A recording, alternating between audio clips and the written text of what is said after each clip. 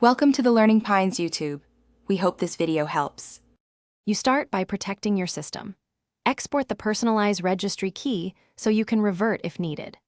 Once done, navigate to hkcu/software, /Microsoft, /Windows, /current version, /themes, /personalize, and set both apps use light theme and system uses light theme to 0 as DWORD values. This forces apps and system UI into dark mode. Make sure to run regedit elevated and double-check key names. Once the registry changes are in place, you need to refresh the UI so Windows reads the new values. Open Task Manager, find Windows Explorer, and click Restart to reload the shell. You should see dark elements appear in many areas. If some parts remain light, sign out or perform a full reboot to guarantee system processes pick up the new setting. If you want consistent accents, import or create a theme file with dark backgrounds and apply it in settings after the restart.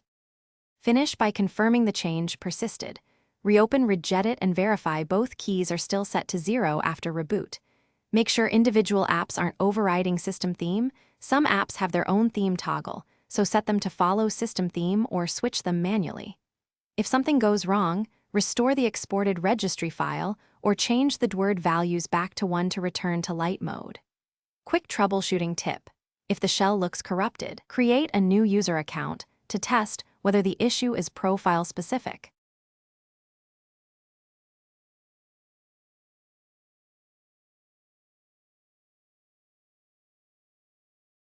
Thanks for watching. Consider subscribing if we helped you.